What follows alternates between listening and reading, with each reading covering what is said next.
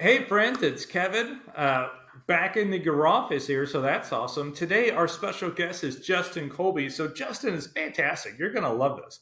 The guy is highly animated, right? He's a strong talker. Gosh, you get to learn how he started. So, get this: he started by building his own real estate brokerage as like an agent, and broker. All that collapses. He jumps into the investment side, talks about how he got started with an investment group out here, one of the actually largest here, or that used to be. And then he comes and starts building himself up into this massive position, right, where he's buying these big multi-million dollar apartments, and some don't go as well. But guys, learn his story, learn his wisdom, draw from him. You're going to love it. Guys, let's get into our conversation with Justin.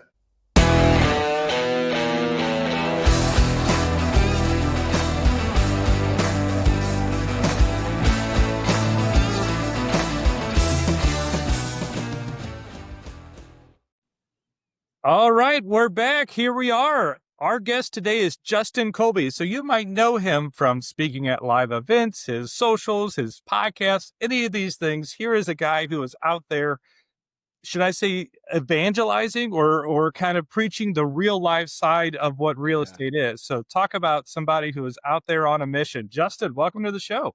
Kevin, I appreciate it, man. You and I deeply connect around the authenticity of what it really takes in our space. And for that reason, if I can pour into your audience, I'm happy to. And I will not hold back. Trust me, everybody. I'm not out here to go paint you a rosy picture. If anything, I want to give you the realness so you can have the actual roadmap, which will show you where the pothole is.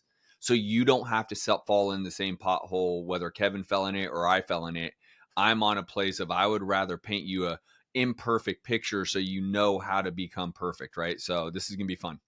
I love it, man. And I'm so stoked that you're here. This is awesome.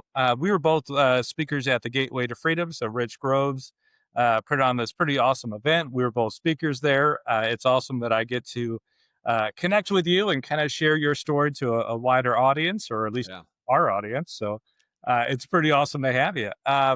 So all that said, how and why did you get into real estate? How did real estate hit your radar? Why did you know you wanted to do it? Like, how did that happen? I think like anything, real estate's one of those subjects that you're like, oh, I can go be a billionaire, right? And coming out of college, my buddy, he asked me if I wanted to get into real estate more in the retail space, start a real estate brokerage. That brokerage is still around today. We did launch it. It's still booming You in started a Northern California. brokerage? Yeah. Yeah. Nice. I didn't know that part. And so, but I crashed because this is pre 2008. So I crashed with the crash, as they say. And so I had a real world awakening of like, oh, well, I'm an adult. Technically I could have get run back home, I suppose, but I didn't want to. So I licked my wounds. I slept on my friend's couch and literally lost my home to foreclosure. So the very first personal home I ever bought went to foreclosure. The repo man took my car, which was a tough go. That's a kind of a funny story.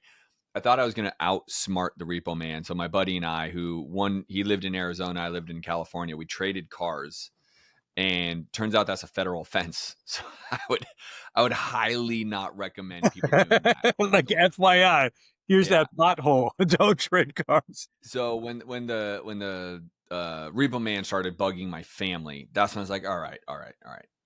Here's the car. So I say that to say, I had a real world awakening at that point. So I lost it all. I was broke, busted, and disgusted mentally, emotionally, psychologically, and financially. But at the time, at 26, I think I was then, you still have that gump. Like you're 26, you still feel invincible. So um, I saw a commercial on YouTube of this guy that would flip short sales essentially. And I'm like, dude, that's way cooler than being a realtor. Who the hell wants to be a realtor? And that ended up a rabbit hole of like buying a CRM, which got me an invitation to Fortune Builders, and there was 3,000 people. And I'm like, what world am I in? I was broke. And so when Fortune Builders asked for $25,000, I had to borrow it. And so I called a buddy and borrowed $25,000. I didn't have credit cards. Like I was out, right? Like it was a borrowed money. And he said, I better get this money back. And I promised him he would. And he did, every dollar of it. And it worked out to be an incredible investment because it broke me into this space. It was an investment on my behalf because I invested in myself. So you have to understand, I'm borrowing money from a friend, basically saying I'm gambling on myself to go win. Because a credit card you can walk away from, which I've done, right? When I lost it all, you don't feel bad. There's no real emotion to it. You're kind of like, well, Chase Bank, whatever, who cares? A buddy walking away, that would have been a harder feat, right? And so but I didn't have to. I made good on it. And here we are today. So that's kind of the start of it, is this, like, I didn't want to be a realtor because I didn't feel like being someone's errand boy, for lack of a better way of saying it. And I have a lot of Actually, a friends who are very nice realtors. way of So I'm saying. not degrading realtors. I have a lot of friends that are really good at what they do. I just didn't want to do it. Right.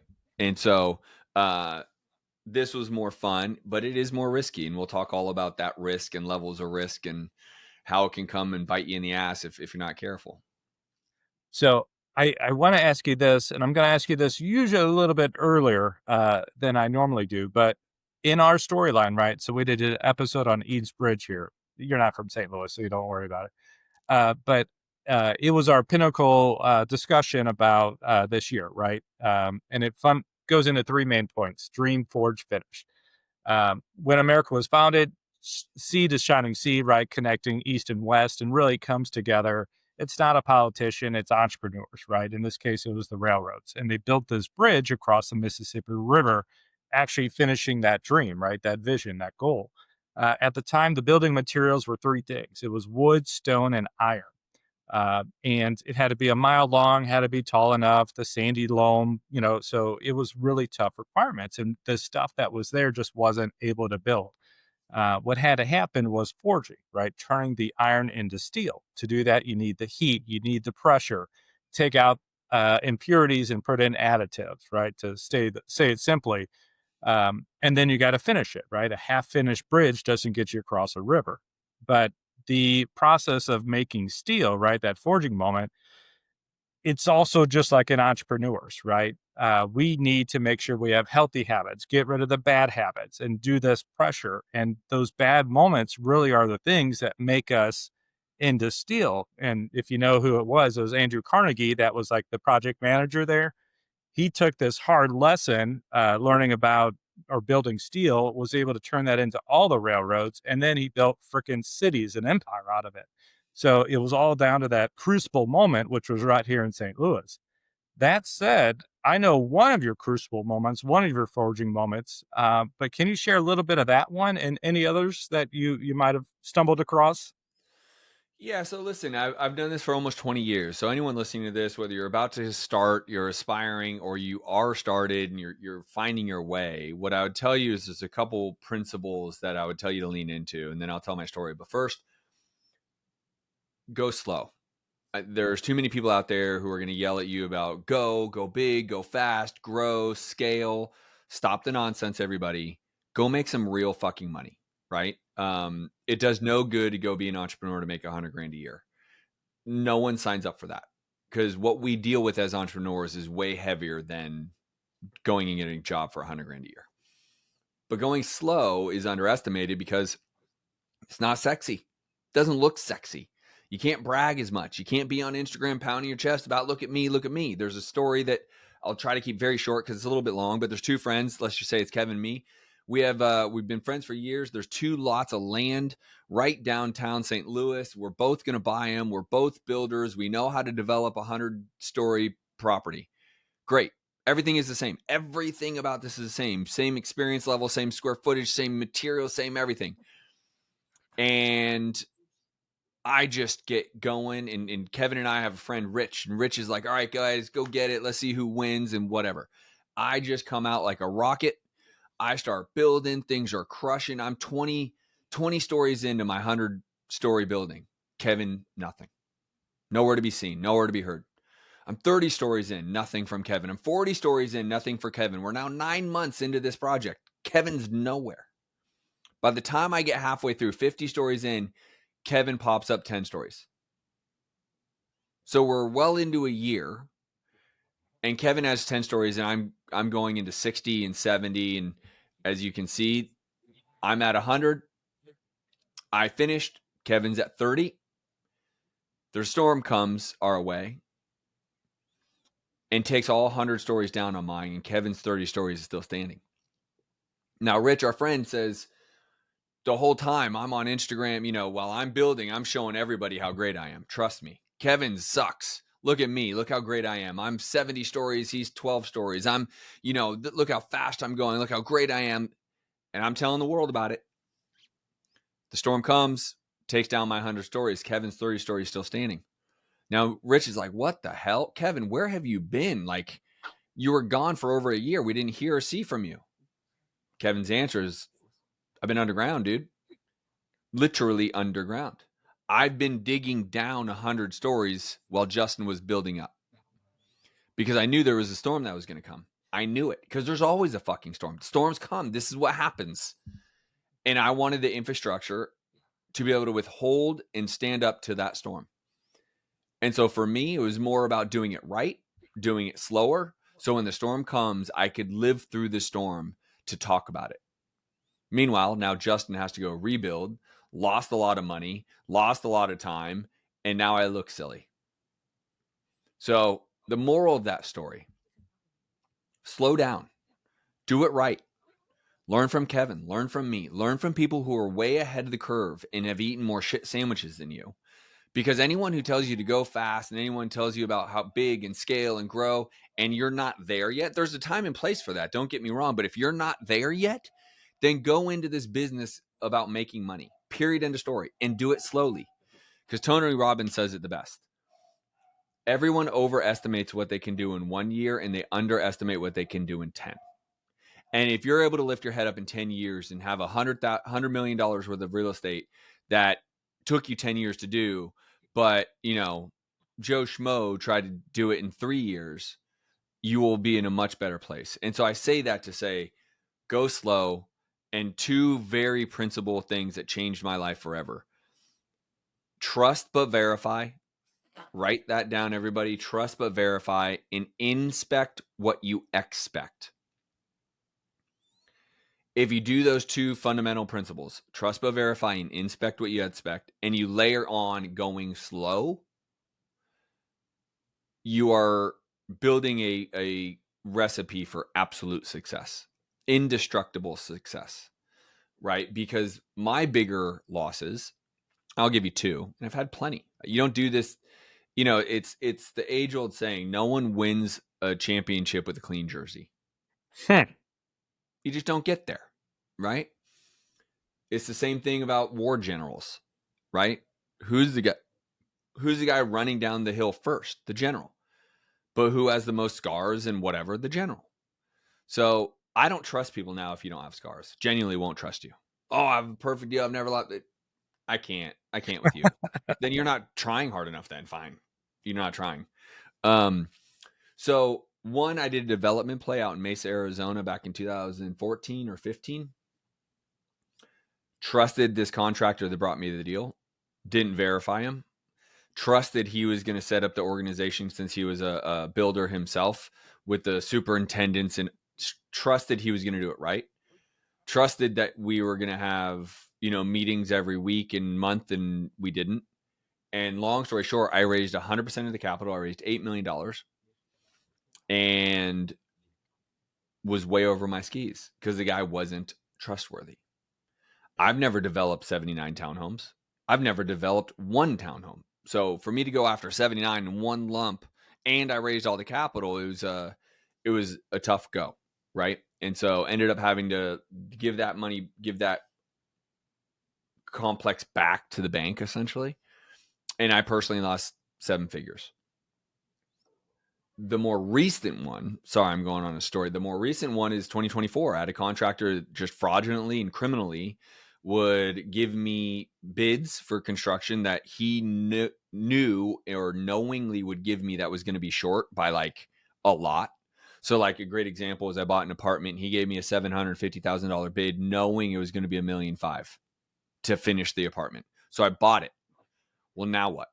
Because now I'm still short about $800,000 to this very moment right now, as I'm doing this podcast. I wouldn't have bought it is the end answer if he would have been honest.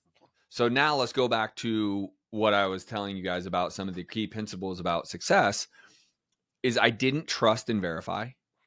I didn't inspect what I expected.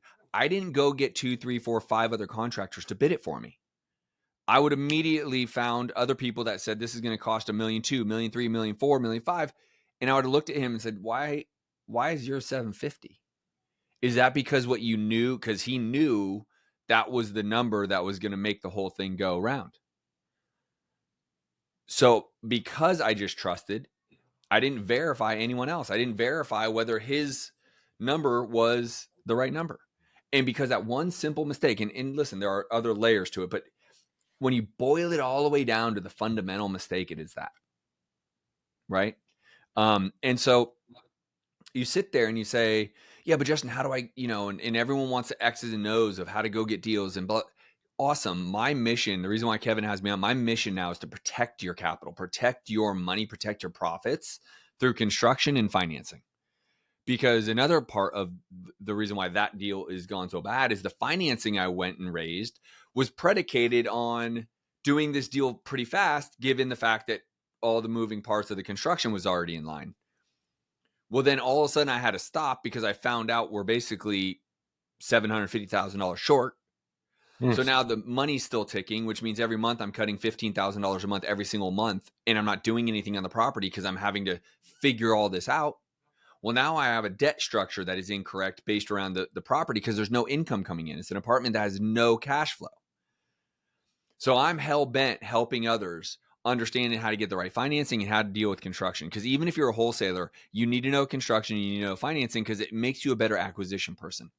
You understand how to underwrite the deal better, which gives you an opportunity to go get the deal under contract better and makes you a better wholesaler. If you're looking to fix and flip, this is paramount. If you're going to do the burn model, this is paramount. You need to have the right financing with the right construction. So some of this is more fundamental than people want to recognize. Is the mistakes, though multi-layered with some nuance, all land on my shoulders. My responsibility.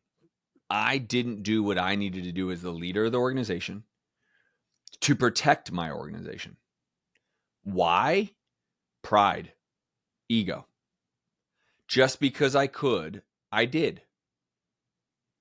But just because you can doesn't mean you should.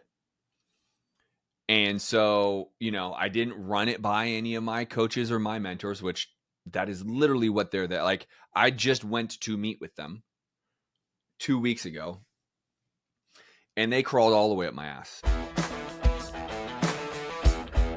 Hey friends, it's Kevin. I want to talk about one of my friends. We go way back, all the way back to episode 17, Adam Dairaghi, CRS Realty or Complete Realty Services. So I am so proud of Adam and his team. Like, they've created this wonderful world of agents and property managers. They handled a bunch of my rentals. They do a great job. They communicate. They're honest. They can just take care of things. So if you're looking at building your portfolio, whether it's as an agent, whether it's managing your portfolio, I cannot tell you that they are fantastic anymore. Like, they do a great job. And I'm so proud of Adam and what he's done with his team. So guys, give him a holler at 314-325-8328. All right, now let's get back to the conversation. They're like, you literally pay us an ungodly amount of money for this one single purpose, is to protect your ass. And now you're bringing us the problem that probably wouldn't have been a problem if you just would have brought us the deal first. Right? They were just not mad, like just disappointed, like a kid, like a parent, right? Like, God. And so first of all, if you are not in some level of coaching, if you do not have direct access to Kevin, if you do not have direct access to myself, like, get it now. It is invaluable. Another lesson I learned is I was a victim of my own blah. I've been around 20 years. I already know how to do this. I didn't think I needed to bring this deal to them. Again, wrong, right? Self-inflicted wounds are the worst. Now, can some people say, hey, watch what you're talking about because he intentionally did you dirty. Like, don't just take the weight on the world with, I can appreciate that, right? He came into it with malintent and that affects me. But I definitely have to take the responsibility for, I didn't do the simple thing, which would have been get 3 or 4 other contractors to bid it. That was my fault, right? So guys and gals, I'm not sitting here telling you real estate sucks and you're going to lose a lot. No. But I am going to tell you, I will help protect the money you make and understand how you can avoid the potholes that I've gone through for 20 years. The reason why I'm still around today is because all these new gurus out there that popped up in the last 5 years, they did 3 or 4 deals. Now they're a guru because they learned from me or someone else has been around long enough. And now they want to coach others because they think it's easier.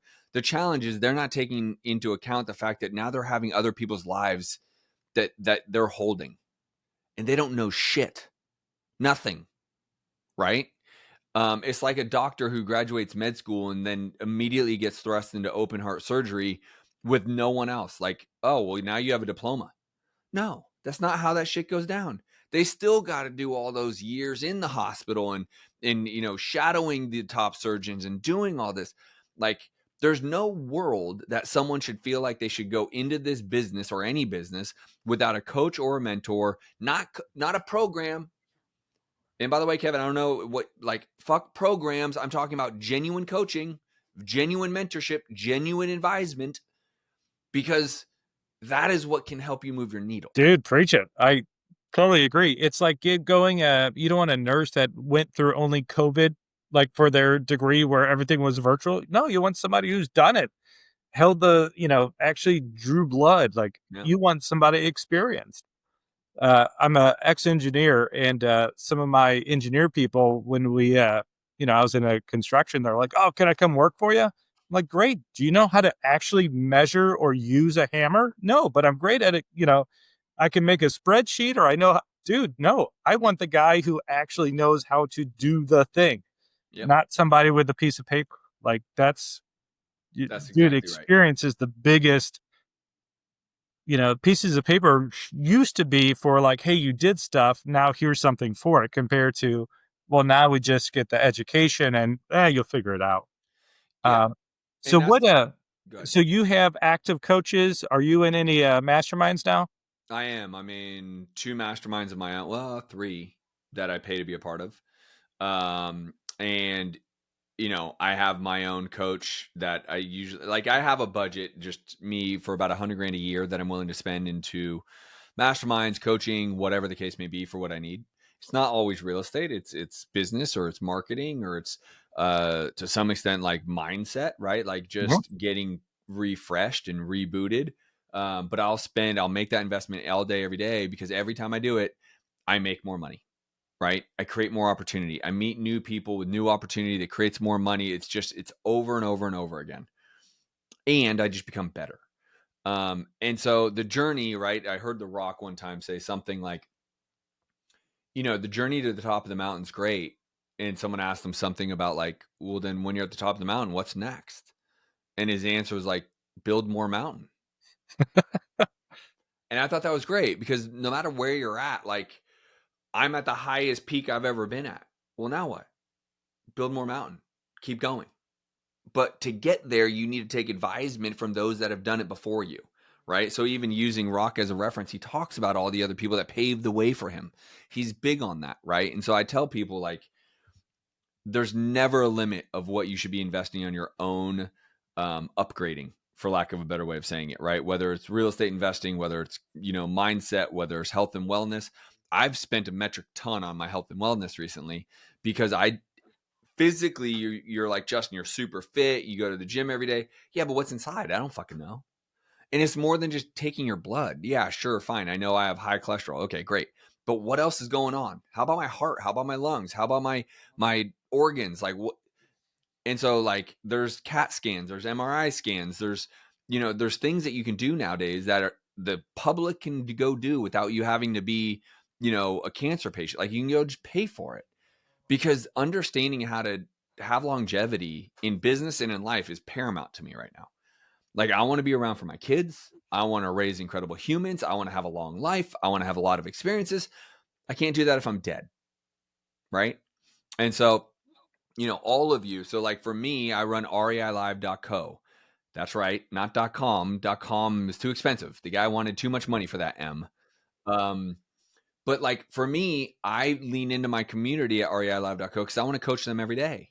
So like I'm tired of the coaches that charge $25,000 for once a week call program type shit. Like I want to go in and I want to do deals and I want to do them every day with you. And I want to create so much mentor advisement coaching. You have no other reason to be successful unless you're just not doing it. That's what I'm all about, right? Is how do I help people get better? Well, I don't sell them a $25,000 coaching program that maxes out their credit card. I keep it affordable. It's $97 and I help them every fucking day. Every day. Right? Like literally in 30 minutes, I have our call. And I'm going to be analyzing deals, calling sellers, negotiating deals with them because I know what I want. I want a doctor to tell me. I want a coach to tell me. I want to be like, hey, bring me this deal. This is what my coach just yelled at me. You didn't bring me the deal and now you're giving me the headache. I could have saved you all this. I could have saved me all this if you just would have brought it to me. So I build my coaching around the same principle. Like I have a call every day for you to bring these deals to me so I can tell you what to do and what not to do and why not. Right? So, dude, I love it.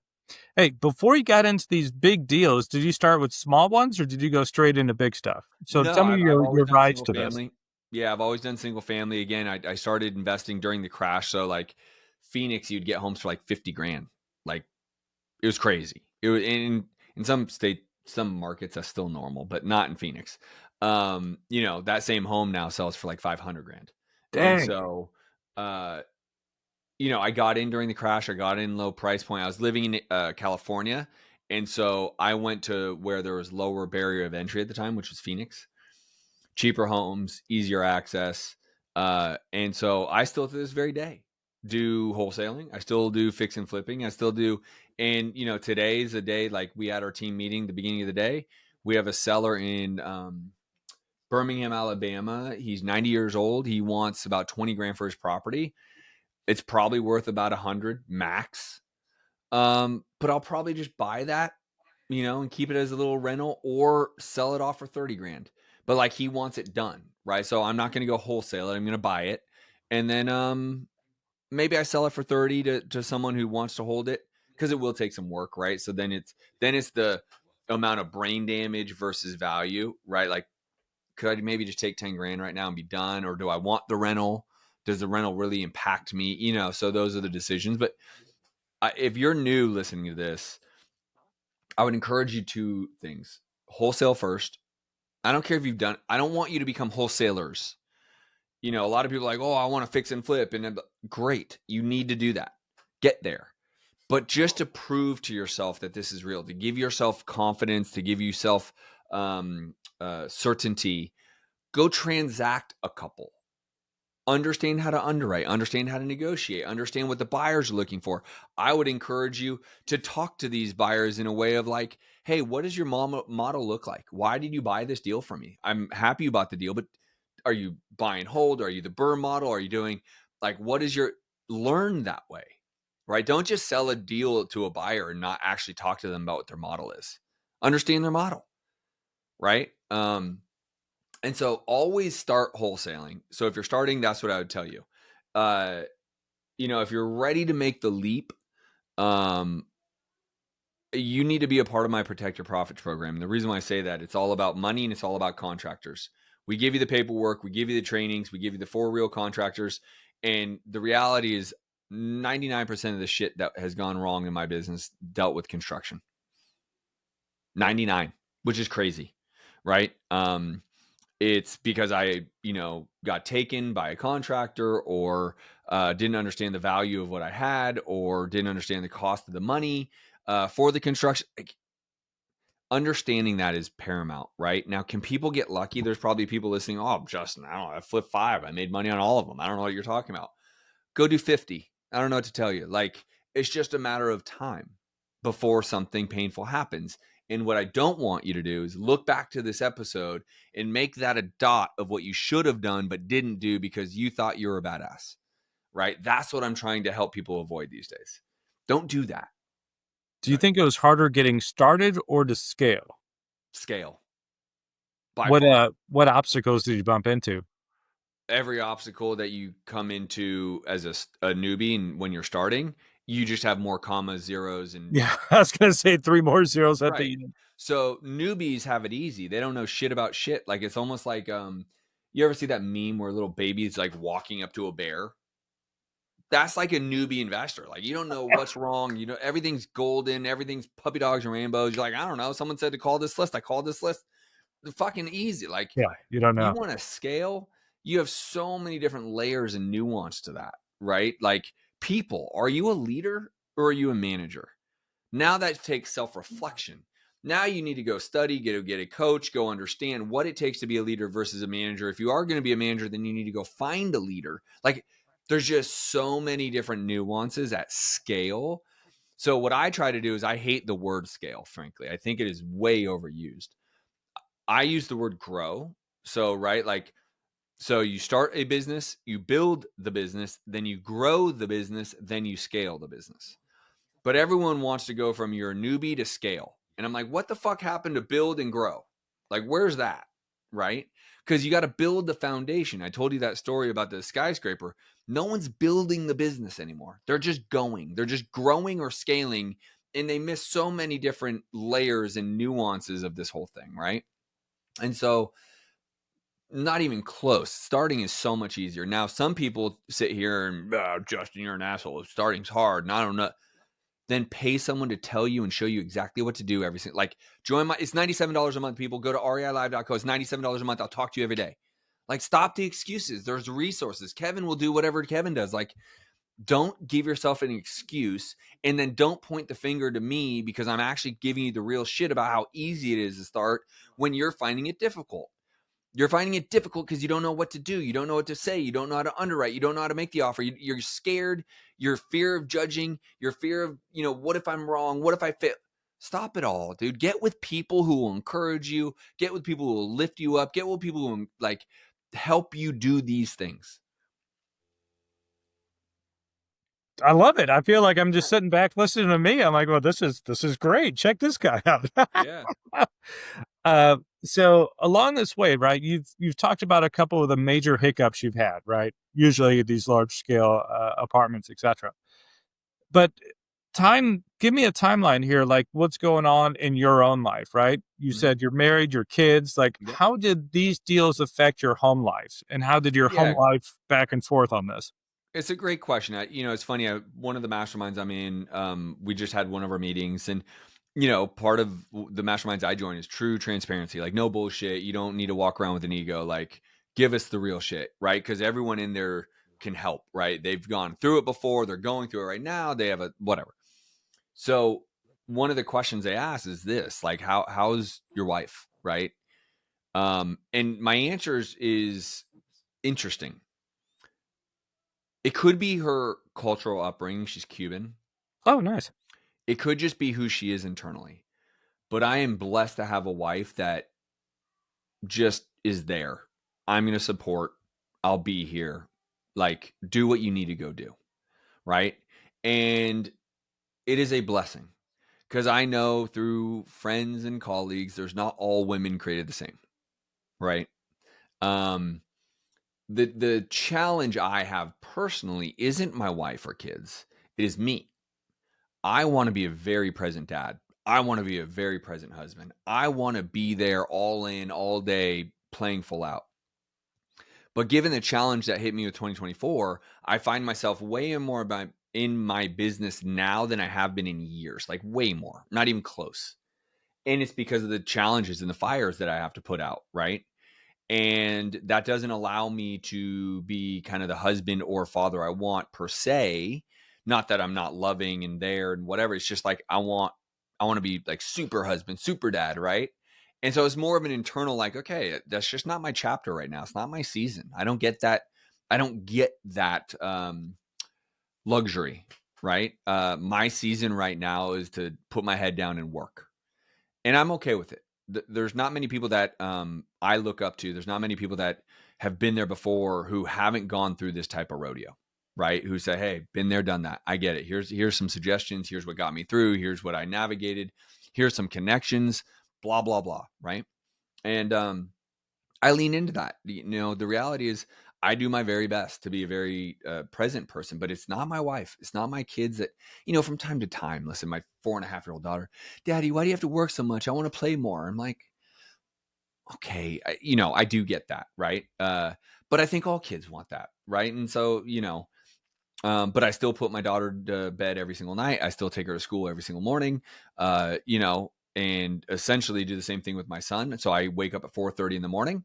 I pray. I journal, and I read, and then I go to the gym at 5:30. I'm out of the gym by 7 a.m. I am back home. I'm making my wife coffee. I am waking up my children. I'm taking them to school. My 1.5-year-old runs around the house and, is a crazy man in the morning, which is amazing. And then I go to work. So I have enough for me to genuinely be fulfilled, because I do believe I get the time allotted. And then I would tell you guys this, for all my guys out there, I don't know if you're going to resonate. I'm not bent to be a fucking all day dad. I'm just not. Like, I'm not built for it. The days my wife's are gone, like, I can do it. And when I need to, I absolutely will, all day, every day. The challenge is the way I'm structured is more, let me go build a business than it is, let me go be a dad. And I'm not taking anything away from my love from them. But if I could have like 2 to 3 hours max every day, an hour, hour and a half in the morning and night, I am fully fulfilled. I don't need or want or desire more. Again, judge me if you want, but it's my truth, meaning I'm meant to go build and create something. That's where I get my energy. So my job to go build and create a life for them that creates great people, great humans that love, care, nurture, empathetic. That is my job, right, for them. And as long as I can feel like I have given all of that to them as they are children, then I have done everything I possibly can. And by the way, we take vacations every year, right? Like, it's not that I'm absent by any stretch. There's not many people I know that can basically take a vacation every single month in some really cool destination. I can, right? I do. And so when people judge, like, oh, well, you should be there more for your kid, I'm gonna go, oh, when was the last time you went to some Caribbean island and spent 7 days with your kids? Right? And you go, well, I just did that last week. And next month I'm going to Disney World to spend 7 days in Disney World for Christmas. Like, when's the last time you did that? Like, and then so I just start to go, I don't know what you think is a great dad, but like, I'm providing a really awesome opportunity for my kids that I never had. Right. And so that's a little deeper into me, right? Like, is my family's everything. Part of the reason why I think God came in and slapped my hand, if you will, and I do believe he did, right? He came in and said, all right, stop the nonsense, dude. Like, you're amazing. Love you. But you're making this all about yourself, and it's not about you. He had to slow my roll. Right. And that's genuinely why I'm going through the challenges I'm going through. And it's not that I don't know how to flip and whatever. It's, I was going too fast. I was making it about myself. I was saying, hey, everyone, look at me. And he said, stop. It's not about you. Hey friends, it's Kevin. I just want to say thank you to Red Maples Construction. Yeah, Jason Hudson and Dave have been fantastic. They do all the rehabs when we come in and flip these houses, either for rentals or for repair, rentals or rehab. They're the guys that come in and just, I know it's taken care of because they're on it. So I just want to say thank you for what you guys do. They even do residential housing. So if you have something else that you're doing, they will help you out at there as well. Give them a holler. 314-312-2147. Thanks again, guys. Now let's get back to real life real estate. Right. So he stopped me. Right. And so now my goal is to really take care of all of you listeners and viewers, is like, let me show you all the shit I did wrong so you don't. Right. And by the way, one of my mentors who has gone through massive, crippling financial difficulties over his span of an entrepreneurship, well beyond mine, he's like, yeah, you just turned into a real one, right? Everyone wants to be a real one. Yeah, he was like, oh, you made it now. You're here now, right? And it's not because you lost money. That doesn't make you real. That doesn't make you a real one. It's because of how you've done it, how you handle it, and then what you do when losing it, right? And now my goal is, you're going to pay me for my scars. You're not going to pay me so I can teach you how to make money. Go pay all the other coaches if you want that. Pay me so I can help you keep the money you make and make it foundational and fundamental. That's why you pay me. I love it, man. One of our quotes is like the scars, right? All these scars you get from life, all the damage, all this stuff, that's actually the birthmark of your future self, Yep. right? But you don't know it until you go through it. I was a little ego punk. Sounds very similar to kind of what you were talking about. I was in North Carolina at the time. I was learning construction. I was learning business from these great coaches that I had. And one ended up kind of brainwashes me into joining a cult. I break fricking down, got built back up. Dude, it's Makes relationship sense. over religion, right? Choose that way. And it's just one of those. If somebody would tell you this storyline, you'd be like, dude, that's not how it works. And then you're in it and you're like, shit. And if it wasn't for my family, my wife, people came around and just loving on me when I was broken. When I got into real estate, dude, there's good and bad days. That's the reality of it. And it's just one of those, you build that community, you get the followers, and now you have something. Yeah. And you're saying it like would get big slow. That's kind of the whole premise of the podcast, of all this stuff, right? We're creating a movement, right? But it's one of those, like, I'm not doing it by paying ads. It's like one person telling another, and it grows, and people are like, I got it, man. That loyalty, that growth, that sounds Well, like you're even my podcast, right? So I'm now ranked in the top 10. I have two separate podcasts. One's the Science Flipping, one's the Entrepreneur DNA.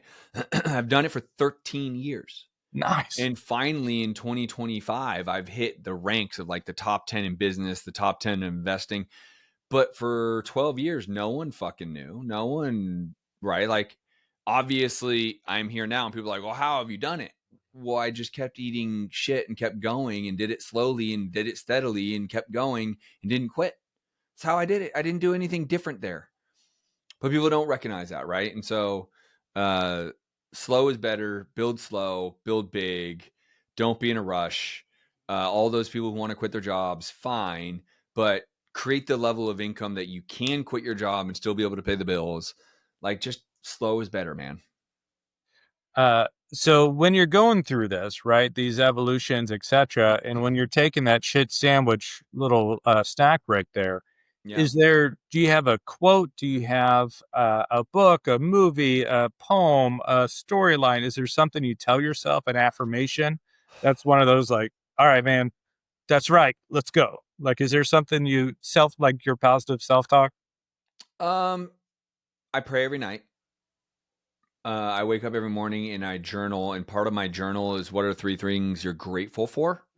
So part of the self-talk is just continue to be in a state of gratitude, right? Is if you really think about our lives, is difficult as of a challenge of, being shorted $750,000 on an apartment. That's a challenge. There's no doubt. But I have water and food. You know what a lot of people in Haiti don't have? Water and food. So you take perspective of like, really, what are you fucking complaining about, right? Like, these are for sure first world problems. I live in Miami. I have a 3,000 square foot home. I have 5 bedrooms. I have 2 cars. I have healthy kids. I have a healthy wife. I'm healthy. Like, I don't love being shorted 750 grand. Not ideal, but the perspective of that needs to be put into place. Like, so every day I write 3 things. I am grateful for my health. I am grateful for my wife's health, and I'm grateful for my children's health. And why do I use all 3 on health? Because if you don't have health, you only have one fucking problem. One: health. Everything else is irrelevant. But if you have health, then you have the opportunity to solve other problems. And I'm using the word opportunity with intention, right? It is our privilege to solve these problems. And taking it any other way would just be short-sighted and victim mentality type of bullshit. And I didn't make this up. This is what my mentors have taught me and showed me. And every single one of my mentors have eaten bigger shit sandwiches than I have. Every single one.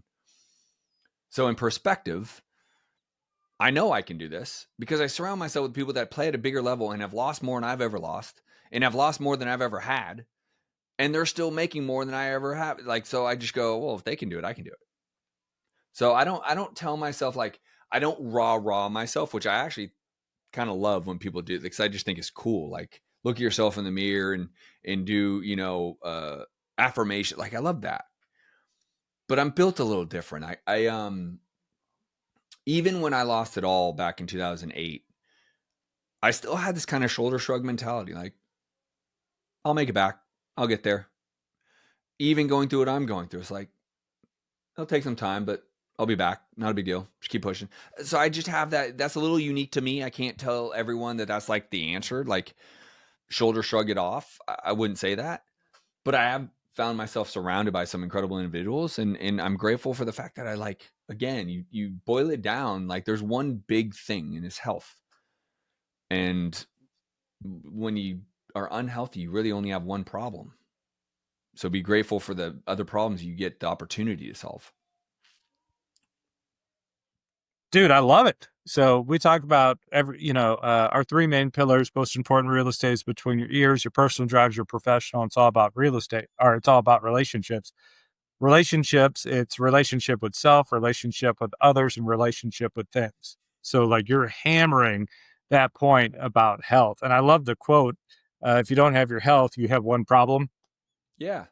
And I love the new wave that's coming, Justin. It's and we're talking about everybody has a coach, everybody has a mentor, like a mastermind type group, like so important.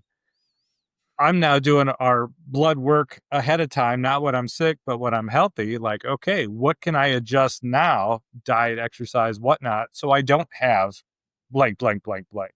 It's like, man, our society is backwards. We wait till we're sick and we get a pill instead of how can we course correct before we get there. Yeah, I don't have part of my core values is I don't have a whole lot of appreciation for people who can't help themselves. Probably not right, I would guess. I don't know. I don't think God would love me for doing that, but I just go, fuck, buddy or girl, like, you have one life. Like, you can't value yourself enough to take care of yourself. I'm not even trying to be a psycho. Like, you don't need a six pack.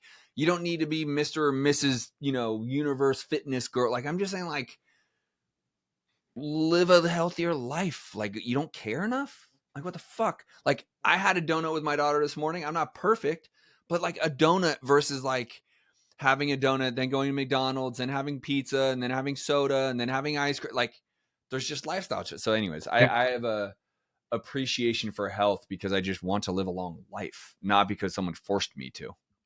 It's a choice, not something that's dictated. Yeah. I like it. Everything's a choice. I mean, you get to choose how you handle your problems, right? The post I made today on Instagram very much is about that. Like, you get to choose whether or not you're going to elevate to the next level or not, but your problem and the loss you're taking is the bridge between who you are today and you are tomorrow. And if you don't choose to learn from it and then execute from the lesson, then you can't get to that next level. And God's never going to put you in a position that you can't get out of or solve for. It's up to you. So if you choose not to, then that's not God, that's you. You sound like a reader. Yes, Do you Miracle Morning? of course. But How because you said sorry. all the stuff, and I was like, I'm pretty sure that. Are there any key books that you really are like, this is the one? These are core books you need to read. One of the ones on top of my mind is The Obstacle is the Way. I don't know that one. The Obstacle is the Way. Who wrote it? I'll just tell you just because that way you can go buy it or download it or whatever you're going to go do. There's one that is not well known, but I just love it. Ryan Holiday, The Obstacle is the Way. He has like a series, by the way. So it's great. He's a great author. There's another one I just have liked over the years called The Road Less Stupid. Ha! I probably read by Keith Cunningham. I probably read that, I don't know, 3 years ago or something. And I've just liked it. He's like an older guy. And I've got the Audible. And it's just like, that's fucking really simple. And not, people don't execute on the simplicity of it, right? Like, so basically what he did is he took all his scars from his entrepreneur journey and just said, here's the road less stupid, right? Learn from my stupid. Don't be stupid. And that's kind of the where I'm at in life. Like, there's a road that you can not make these mistakes. I made them. Just follow me now. Yeah. Right. Like, Walk don't. with that route. Right. I love So, it. I think you're right. We overcomplicate some of this stuff. It's like, no, opportunity, people to do the work, and then do it. Like, yeah. just do it. Um, Excellent. So Justin, wrap it up here. Is there any advice you wish you would have given your past self?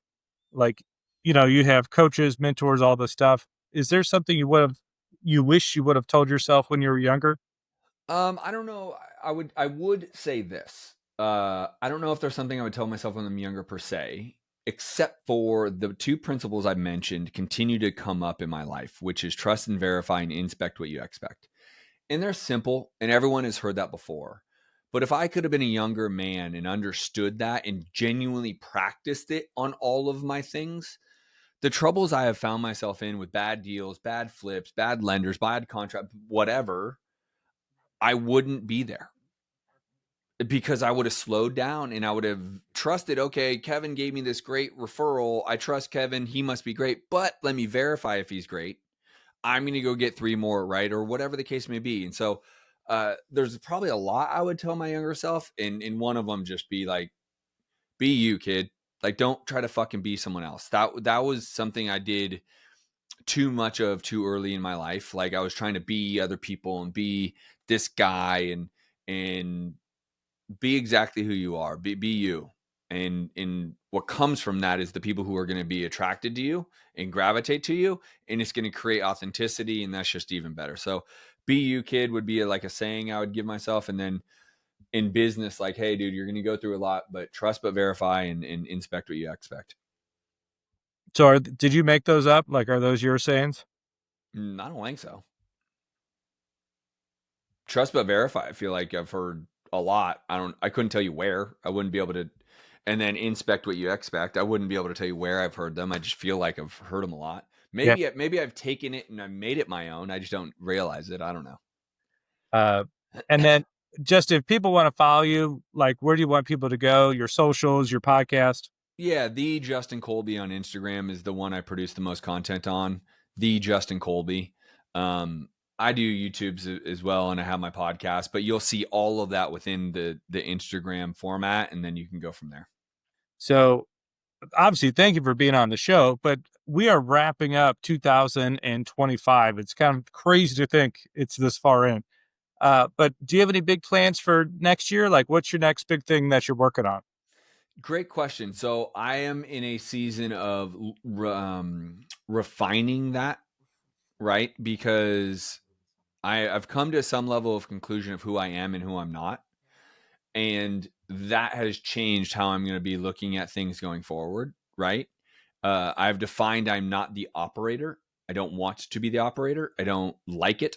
And so if I can find a business, which I have found, right, where I can take my strength, the things I'm good at and what I'm excited about and execute on those, it'll be a fun new season because operating a transactional real estate company is not what I want to go do.